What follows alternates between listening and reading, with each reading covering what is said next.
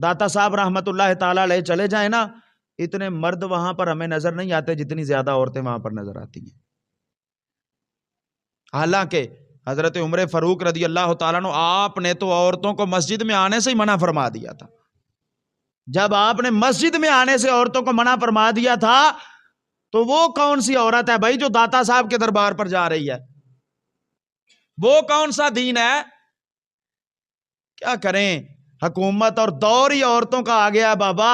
لیکن اگر سچ بات کروں نا ممبر رسول پر بیٹھ کر، تو پھر ہمیں وہ لالچی مولوی بھی نہیں جینے دیتے، اور وہ لالچی پیر بھی نہیں جینے دیتے، اور وہ لالچی لوگ بھی نہیں جینے دیتے جنہیں پتہ نہیں کون سا لالچ ہے.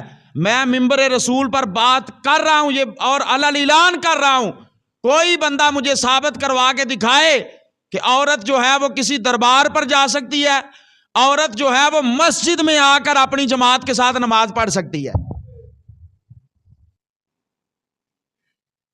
اعلیٰ حضرت امام اہل سنت کا فتاوی رضویہ اٹھا کر دیکھیں نا آپ نے کیا لکھا ہے؟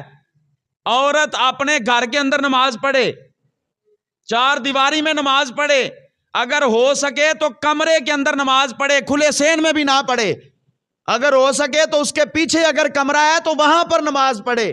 جتنا زیادہ پردے میں رہ کر نماز پڑھے گی اتنی زیادہ قبولیت ہوگی. یہ کون سی نماز ہے؟ رمضان المبارک کے 4 جمعے بازاروں میں ہجوم لگا ہوا ہے جی، صلاۃ تسبیح پڑھنے کے لیے جا رہی ہیں عورتیں.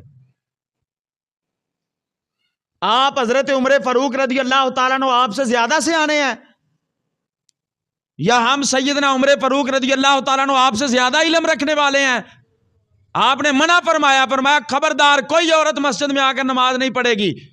شکایت چلی گئی جناب حضرت امی عائشہ صدیقہ پاک رضی اللہ تعالیٰ عنہ آپ کے پاس، تو آپ نے بھی آگے سے یہی فرمایا واللہ اگر آج اللہ کے نبی ظاہری طور پر زندہ ہوتے تو وہ بھی تمہیں روک دیتے مسجد میں جانے سے.